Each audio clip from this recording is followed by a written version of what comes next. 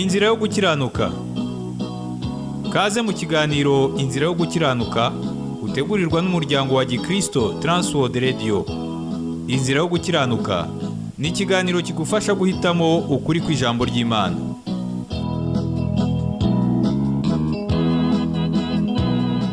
Amahoro abane nawe, ndagusuje mu izina ry'Imana, umwami w'amahoro, wifuza ko buri wese asobanukirwa inzira yo gukiranuka kandi akayigandukira.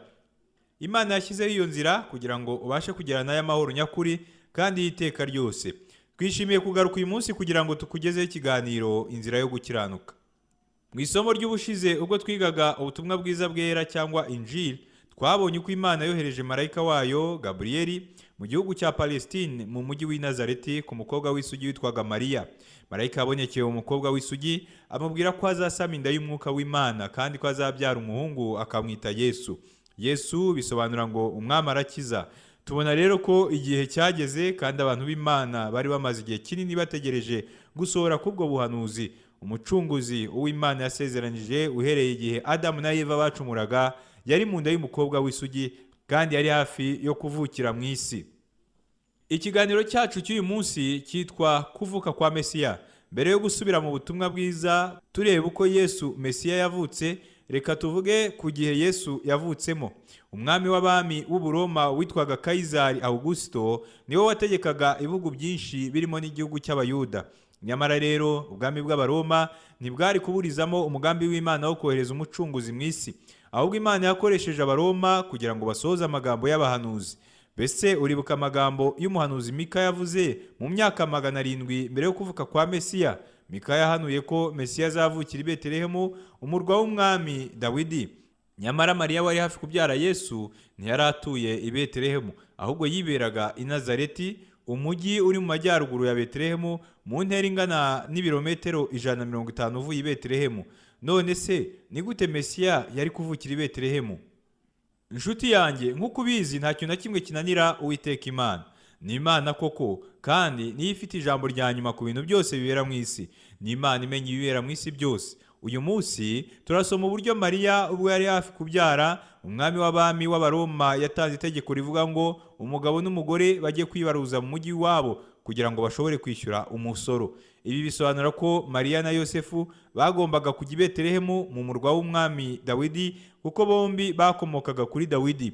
Noneho reka dusubire mu butumwa bwiza bwa Luka igice cya 2 maze twumve uko Yesu Mesiya yavukiye i Betelehemu nk'uko Imana yari yarabisezeranyije kuva kera. Mu butumwa bwiza bwa Luka ibice 2 ku murongo wa mbere ibyanditswe bivuga ngo nuko muri iyo minsi itegeko riva kwa Kayisari Augusito ngo abo mu bihugu bye bose bandikwe, bose bajye kwiyandikisha, umuntu wese ajya mu mudugudu w'iwabo. Yosefu nawe ava i Galilaya mu mudugudu w'i Nazareti ajya i Yudaya mu mudugudu wa Dawidi witwa i Betelehemu, kuko yari uwo mu nzu ya Dawidi no mu muryango we, ajya kwiyandikishanya na Mariya uwo yasabye wari utwite. Bakiriyo igihe cye cyo kubyara kirasohora, abyara umuhungu w'imfura, amworosa imyenda y'impinja, amuryamisha mu muvure w'inka kuko bari babuze umwanya mu icumbi. Reka duhagarare hano. Mbese wabonye ibihe Mesiya yavukiyemo? Mesiya yavutse ari umuturage woroheje mu buryo bwa gikene. Yavukiye mu kiraro cy'inka kuko amacumbi y'i Betelehemu yari yuzuye. Uwagombaga kuba umukiza n'umucunguzi w'isi yavukiye mu kiraro kinuka amase y'inka. Ahari bamwe batekereza ngo ibi biratangaje. Niba koko Yesu ari umukiza w'isi akaba umwami w'icyubahiro uzacira urubanza bene Adamu, kuki atavukiye ibwami mu cyubahiro cyinshi kugira ngo abantu bose bamenye ko ari umwami w'abami n'umutware utwara abatware? Inshuti yanjye, ukwiye kwibuka ko ibitekerezo by'Imana bitandukanye cyane n'iby'abantu, kandi icyubahiro cy'Imana gitandukanye n'icyubahiro cyo muri iyi si. Ni ukuri rwose kuvuka kwa Yesu kwakurikiwe n'icyubahiro gikomeye cyane, ariko benshi mu bakomoka kuri Adamu ntibabimenye, kuko icyubahiro cy'Imana n'icyubahiro cyo mu isi bitandukanye cyane. Urugero, birashoboka ko wabonye abantu bakize cyane, batuye mu mazu manini kandi meza cyane, bambara imyenda ihenze kandi babaho ubuzima buhenze cyane, bafite abakozi babakorera buri kimwe cyose bifuza. Icyo ni icyubahiro cyo mu isi, ariko icyubahiro cy'Imana gitandukanye n'icyubahiro cyo mu isi. Niyo mpamvu Mesiya wari uvuye mu bwiza bw'Imana atavukiye ahantu heza kandi hahenze.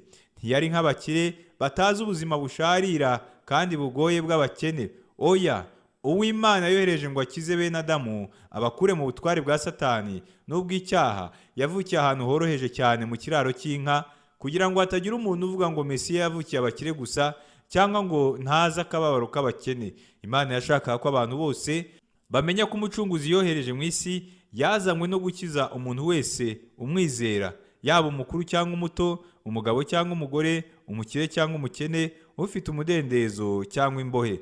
Nicyo gituma ibyanditswe bivuga ngo kuko muzi ubuntu bw'umwami wacu Yesu Kristo, uko yari umutunzi maze agahinduka umukene ku bwanyu, kugira ngo ubukene bwe bubatungishe. Aya magambo yanditse mu Bakorinto ba kabiri ibice 8 umurongo wa 9. Mesiya niwe ubwe wihitiyemo kuvuka, niwe kandi wihitiyemo kuvuka ari umukene. Tekereza kuri ibi ngibi. Ahari iyindi mpamvu yatumye Yesu avukira mu kiraro, kwari ukugira ngo atwibutse ko ari we mwana w'intama w'Imana. Abana b'intama bavukira mu biraro.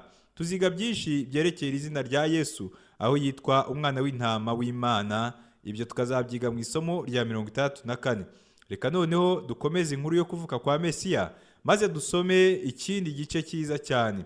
Mu ijoro Yesu yavukiyemo, avukiye mu kiraro, Imana yatumye abamarayika bayo kubashumba bari barinze imikumbi yabo mu mirima y'i Betelehemu. Umva uko Imana yababwiye inkuru nziza yo kuvuka kwa Mesiya. Ibyanditswe mu butumwa bwiza bwa Luka ibice 2 ku murongo wa 8 biravuga ngo muri icyo gihugu harimo abungeri bararaga ku gikumba bahindana kurinda umukumbi wabo. Nuko marayika w'umwami Imana abahagarara iruhande, ubwiza bw'umwami burabagirana, bubagota impande zose, bagira ubwoba bwinshi. Marayika arababwira ati mwitinya, dore ndababwira ubutumwa bwiza bw'umunezero mwinshi uzaba ku bantu bose, kuko uyu munsi umukiza bavukiye mu murwa wa Dawidi, uzaba Kristo umwami.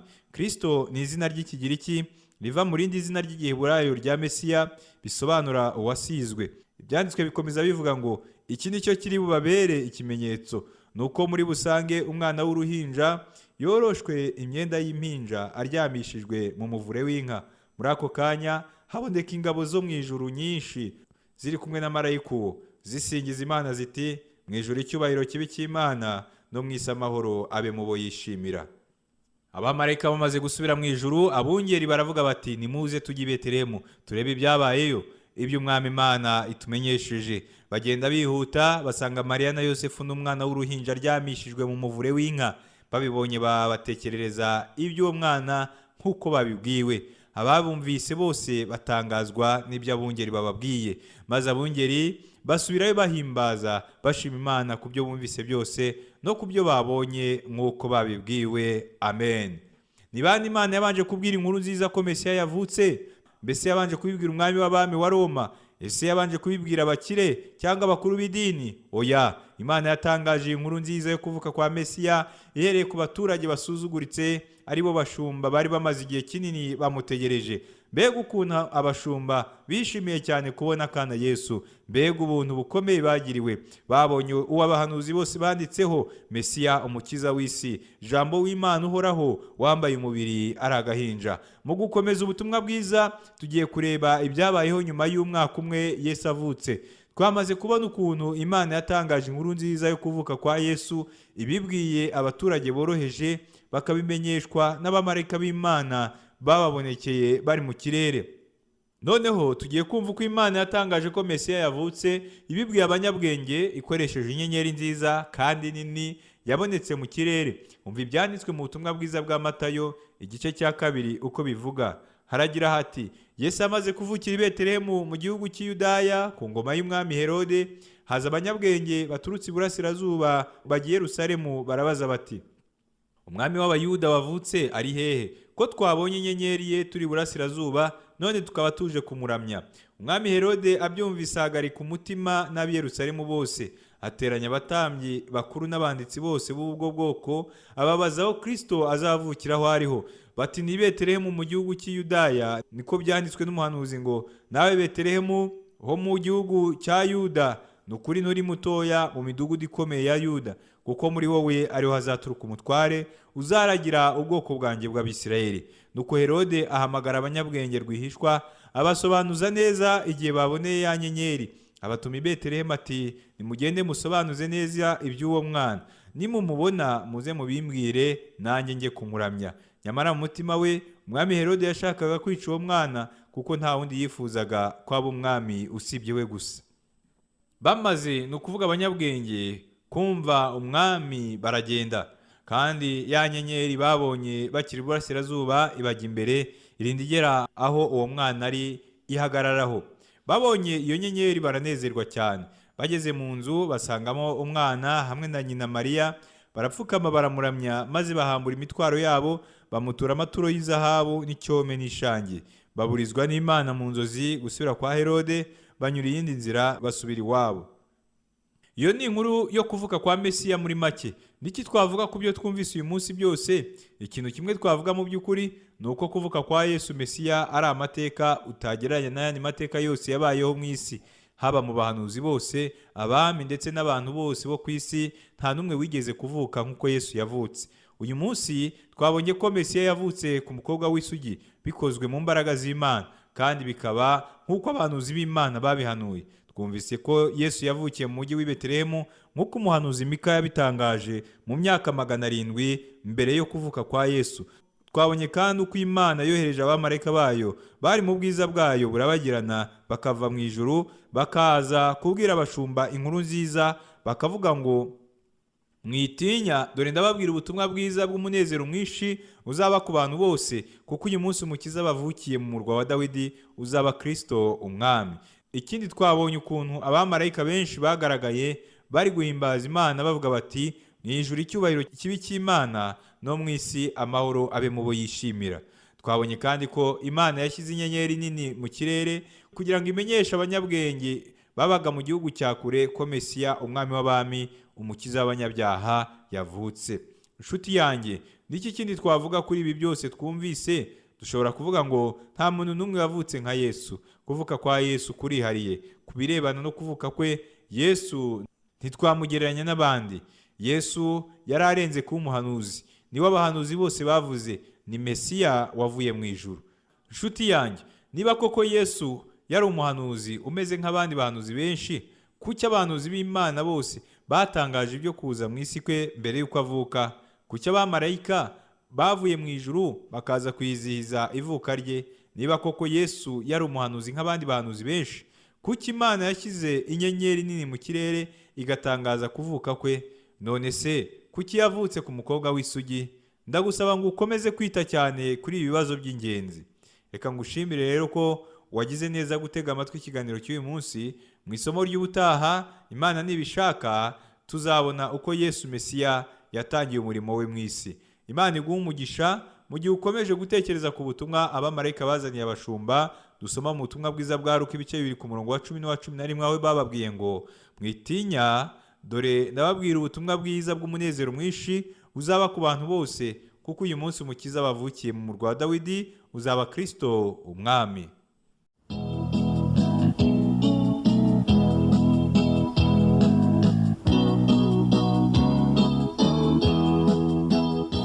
Murangije kumva ikiganiro Inzira yo gukiranuka.